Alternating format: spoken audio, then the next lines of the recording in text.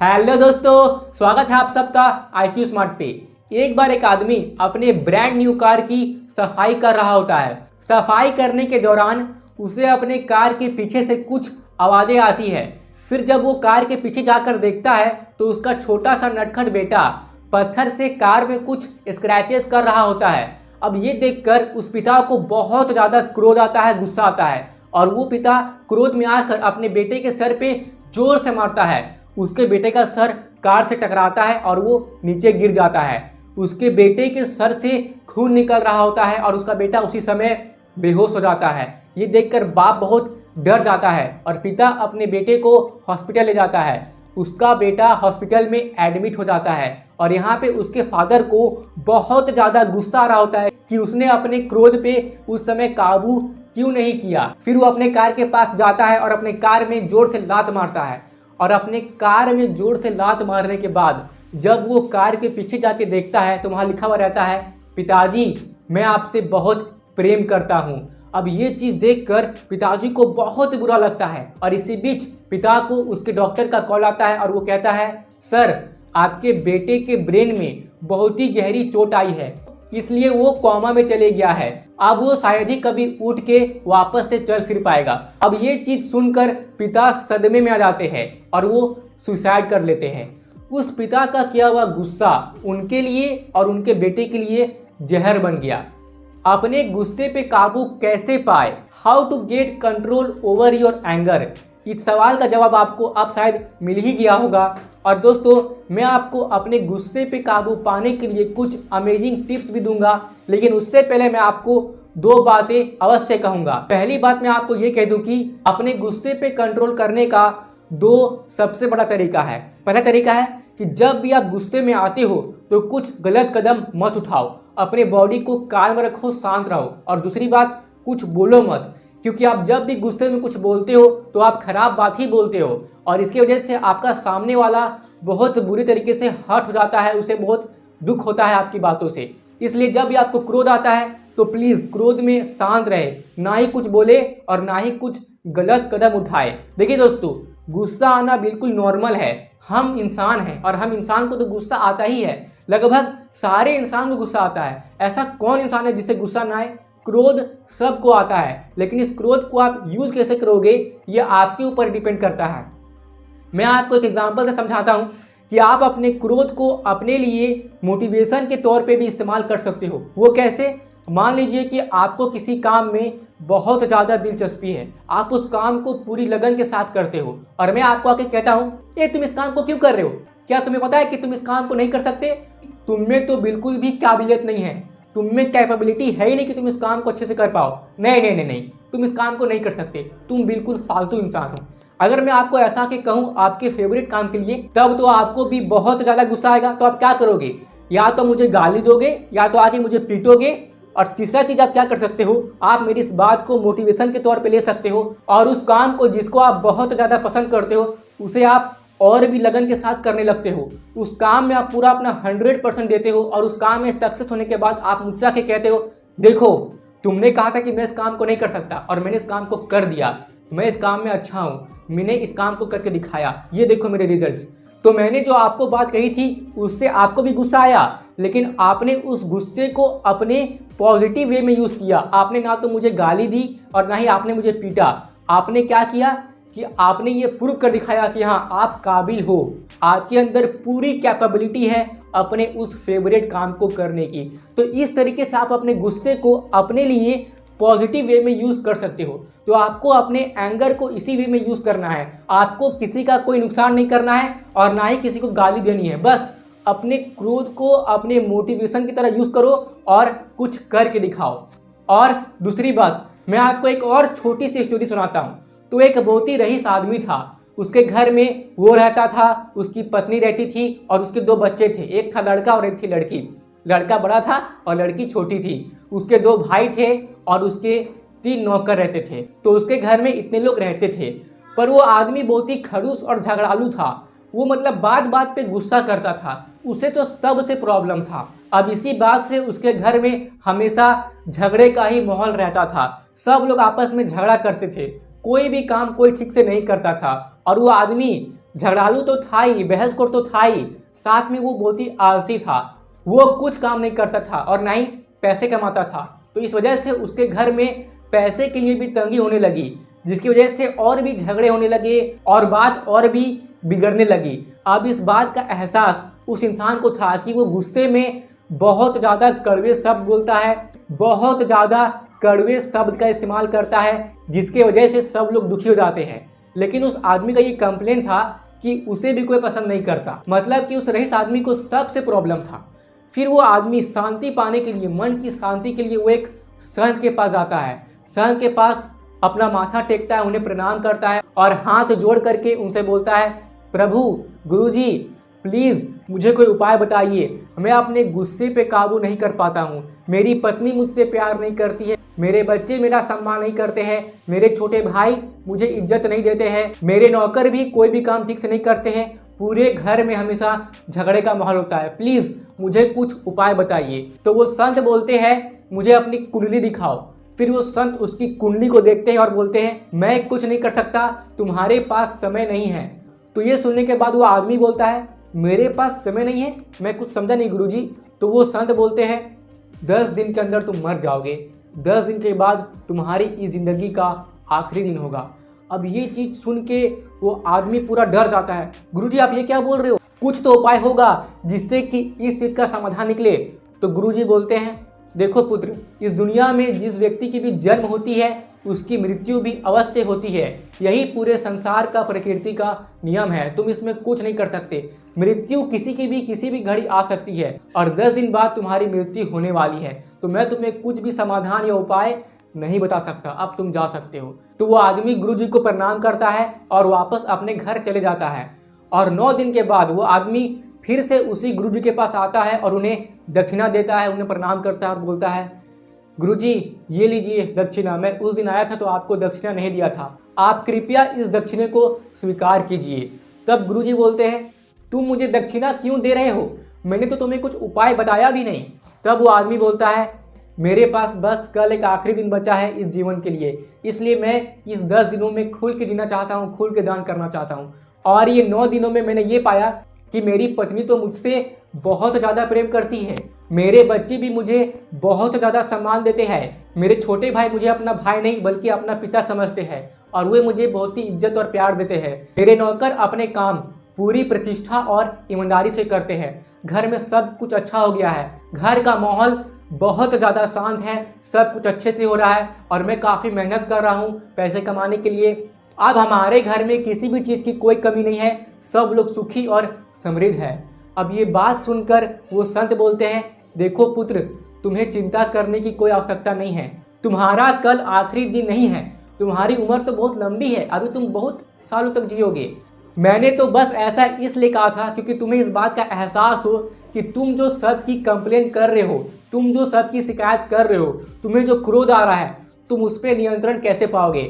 और जब तुम्हें ये पता चला कि तुम 10 दिन के बाद मर जाओगे, फिर तुम्हें ये लगा कि मेरे पास जीवन बहुत कम है और मैं अपने इस बचे खुचे जीवन को फालतू की चीज़ों में व्यर्थ नहीं करूंगा, मैं सबको प्यार से रखूंगा और सब साथ प्यार से रहूंगा। इन 9 दिनों में तुमने ये पाया कि सब लोग तुमसे प्रेम करते हैं, तुम्हें लगा कि सब लोग तुम्हारा कितना ध्यान रखते हैं, तुम्हें अब किसी से कोई समस्या नहीं है। और ऐसा इसलिए हुआ क्योंकि तुमने अब से लोगों में अच्छाइयाँ देखना शुरू कर दिया है और तुम जब लोगों में उनकी अच्छाइयाँ देखते हो तो तुम्हारा क्रोध अपने आप कम हो जाता है। और ऐसा लगातार करने से, लगातार दूसरों में उसकी अच्छाइयाँ देखने से तुम्हें अपने क्रोध पे नियंत्रण धीरे धीरे होने लगता है। किसी भी व्यक्ति के बारे में तुम जितना बुरा सोचोगे, तुम्हारा माइंड, तुम्हारा मस्तिष्क और भी तुम्हें उस आदमी के बारे में बुरी बुरी बातों को ही ध्यान में लाएगा। इसलिए किसी भी इंसान के लिए अगर तुम बुरा सोचते हो तो तुम उसके लिए और भी ज़्यादा बुरा सोचने लगोगे। और जब भी तुम किसी इंसान की अच्छाइयाँ देखोगे तो तुम्हें उसके अंदर और भी अच्छाइयाँ दिखने लगेगी। अब जाओ पुत्र, अपने जीवन को अच्छे से और सुख और शांति के साथ जियो। तो दोस्तों, आपको इस कहानी से क्या सीखने को मिला? इस कहानी से आपको ये सीखने को मिला कि हम में क्रोध तभी आता है जब हमें ऐसा लगता है कि कोई भी चीज़ हमारे हिसाब से नहीं हो रही है। अगर हम ये सोच ले कि सब इंसान अलग अलग तरीके से सोचते हैं, उनका माइंडसेट अलग अलग होता है और कोई भी इंसान जरूरी नहीं कि हमारे हिसाब से ही काम करे, उसे जो करना है वो तो करेगा ही। अब उसके चीज़ में आप अपना माइंड लगा कर अपना माइंड क्यों खराब कर रहे हो? उस इंसान को जो करना है वो तो करेगा ही। आप फालतू में क्रोध करके अपना नुकसान कर रहे हो। अगर आपको उसे कुछ समझाना ही है तो उसे शांति से स्मार्ट तरीके से समझाओ। क्रोध में आके समझाओगे तो उस इंसान को भी क्रोध आएगा और वो भी आप पे अटैक करेगा और इससे माहौल और बिगड़ जाएगा।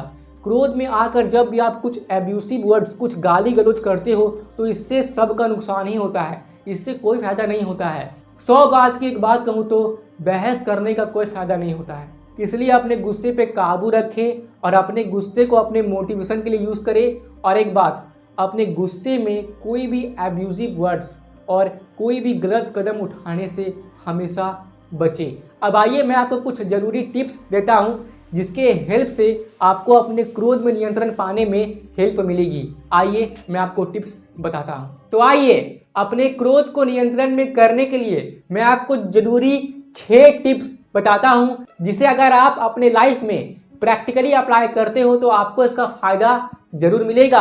आप अपने क्रोध में नियंत्रण पाना सीख जाएंगे। तो आइए मैं आपको बताता हूं।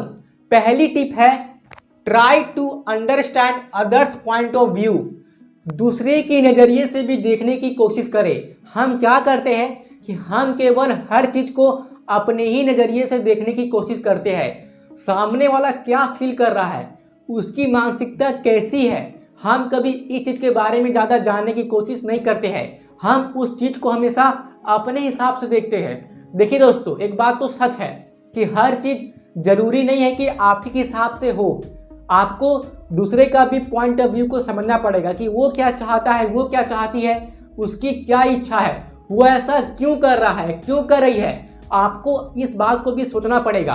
एग्जाम्पल के लिए मान लीजिए, मैं आपको उदाहरण देता हूँ। तो मान लीजिए कि मेरा एक दोस्त है, तो मैंने अपनी उस दोस्त की बहुत ज़्यादा हेल्प की, ठीक है। अब एक दिन मुझे आवश्यकता पड़ी मदद की, तो जब मैंने उससे कॉल किया तो मेरे दोस्त ने कहा कि मैं नहीं आ सकता, मुझे कुछ प्रॉब्लम है, मैं अभी नहीं आ पाऊँगा, मैं तुम्हारी मदद अभी नहीं कर सकता।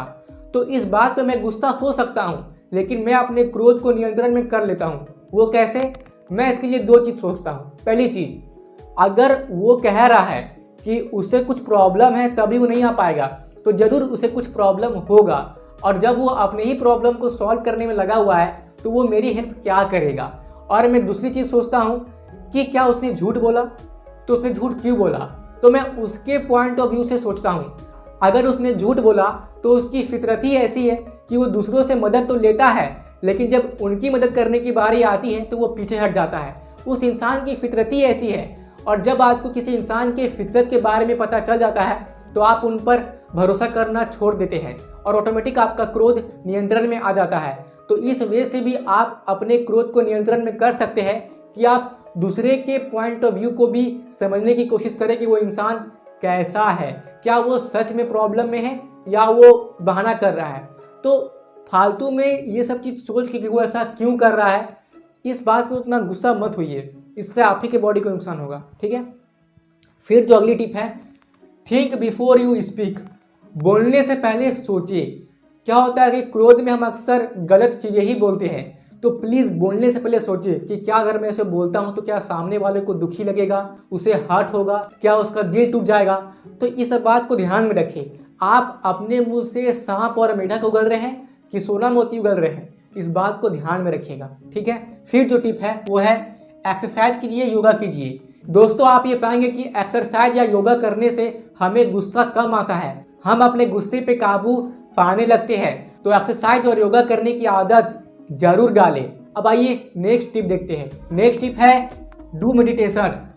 मेडिटेशन करने से हमारे माइंड को शांति मिलती है, हमारा फोकस पावर, कंसंट्रेशन पावर बढ़ता है, हमारी सोचने समझने की क्षमता भी बढ़ती है और क्रोध आना कम हो जाता है। मेडिटेशन कैसे करते हैं, इस टॉपिक पर आपको IQ स्मार्ट चैनल पे ही वीडियो मिल जाएगी। आप इस वीडियो को आई बटन पे क्लिक करके देख सकते हैं या फिर लिंक डिस्क्रिप्शन बॉक्स में भी आ रहा होगा। तो इस वीडियो को जरूर देख लीजिएगा कि मेडिटेशन आखिर करते कैसे हैं और मेडिटेशन क्या होता है। अगर आपको अपने क्रोध पे नियंत्रण पाना है, अपनी फोकस पावर बढ़ानी है, अपनी कंसंट्रेशन पावर बढ़ानी है, आपको शांति चाहिए, आपको अपनी ब्रेन की इफेक्टिवनेस पावर बढ़ानी है, तो आपको मेडिटेशन जरूर करनी चाहिए, ठीक है। अब आइए नेक्स्ट टिप देख लेते हैं। नेक्स्ट टिप है develop a habit of gratitude, यानी कि थैंक यू बोलने की आदत डालें। आज आपके पास सही हाथ पैर है, आपके पास सोचने के लिए दिमाग है, आपके पास खाना खाने के लिए खाना है, आप इस वीडियो को अपने मोबाइल पे देख पा रहे हो, आपके पास एक अच्छी इंटरनेट कनेक्शन है, तो इन सब चीज़ के लिए थैंक यू बोलिए। जब भी कोई भी व्यक्ति आपके लिए कुछ अच्छा कहता है या आपके लिए कुछ अच्छा करता है तो उसके लिए थैंक यू जरूर बोलिए। जब आप ये ग्रैटिट्यूड वाली हैबिट को अपनाने लगते हैं ना तो ऑटोमेटिक आप एक अच्छे इंसान बन जाते हो। और जब आप थैंक यू बोलते हो तो आपका जो क्रोध है ना उस पर नियंत्रण दिखेगा, आपको ऑटोमेटिक अपने गुस्से पे काबू होने लगेगा। आपको लगेगा कि मुझे गुस्सा कम आ रहा है, आपका माइंड शांत हो जाएगा। जब भी आप किसी को अप्रिशिएट करते हो, किसी की तारीफ करते हो, किसी को थैंक यू बोलते हो, तो ऐसा मतलब आपकी माइंड का पैटर्न बन जाता है कि आपको गुस्सा जल्दी आता ही नहीं है। तो थैंक यू बोलने वाली आदत और ये ग्रैटिट्यूड वाली आदत को जरूर अपनाएं। थैंक यू बोलना सीखें, ये बहुत ज़्यादा ज़रूरी है। कभी भी किसी के लिए आभार प्रकट करें जिसने आपके लिए कुछ भी अच्छा किया हो। आज आप जैसे भी है इस चीज़ के लिए भगवान को, इस प्रकृति को, इस ब्रह्मांड को थैंक यू जरूर बोलिएगा। अभी बोलिए, अभी इस वक्त, ठीक है। Thank you God, thank you universe, thank you nature, मुझे ये सब कुछ देने के लिए। और अगर मुझे कोई चीज़ चाहिए तो मैं इसके लिए मेहनत करूँगी और उस चीज़ को हासिल करूँगा, चाहे करूँगी। फिर है फूड हैबिट्स। आपने दोस्तों ये लाइन तो कभी कभी सुनी होगी, जैसा अन्न वैसा मन। आप जिस टाइप का भोजन करते हो उसका भी इफेक्ट पड़ता है हमारे माइंड में। और दोस्तों आपको किस टाइप का भोजन करना चाहिए कि आपका माइंड शांत रहे और आपको गुस्सा कम आए, आइए मैं आपको बताता हूँ। देखिए, भोजन 3 तरीके का होता है। एक होता है आपका सात्विक भोजन, ठीक है, एक होता है सात्विक भोजन और एक होता है राजसी भोजन और आपका एक होता है तामसिक भोजन। तो आइए मैं आपको एक एक करके सबका मतलब समझाता हूं। सात्विक भोजन मतलब होता है शुद्ध खाना, जैसे कि दूध, दही, चावल, दाल जिसमें ज़्यादा मसाला ना हो, प्याज लहसुन जिसमें ना हो, तो ऐसे खानों को बोलते हैं सात्विक भोजन।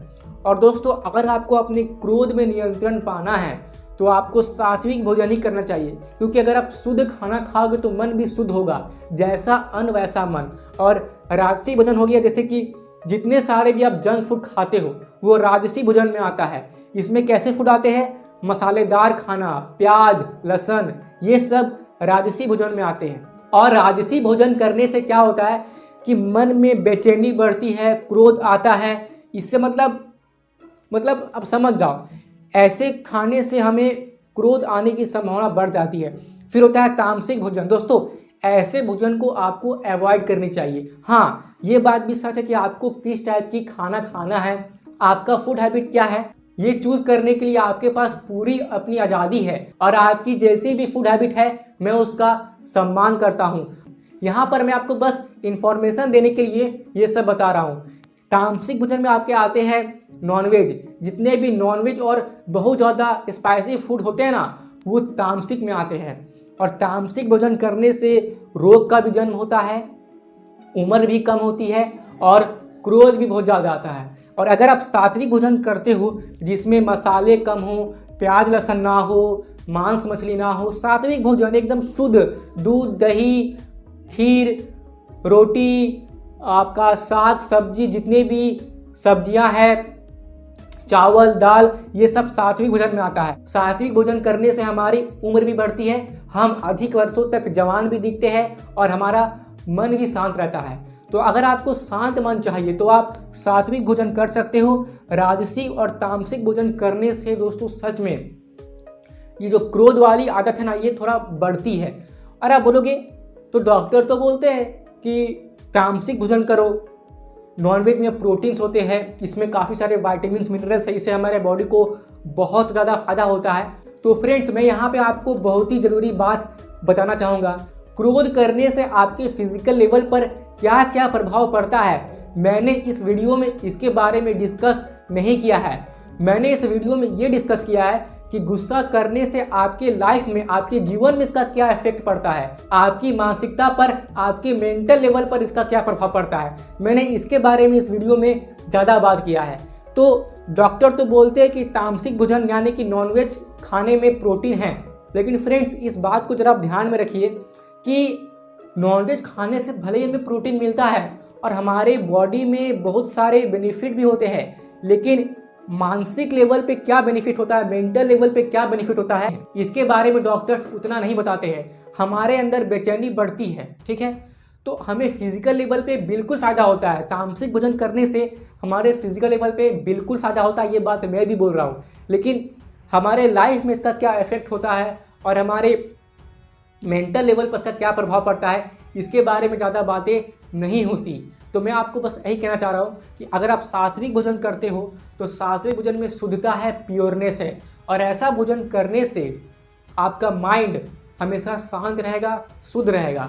जैसा अन्न वैसा मन। और एक जरूरी बात, सात्विक भोजन में दूध, दही, दाल, पनीर, ये सारे चीज में बहुत अधिक मात्रा में प्रोटीन होती है। सात्विक भोजन में आपको सारे minerals, nutrients, vitamins, proteins, fats यानी कि बैलेंस डाइट की सारी चीज़ें आपको सात्विक भोजन में मिल जाती है।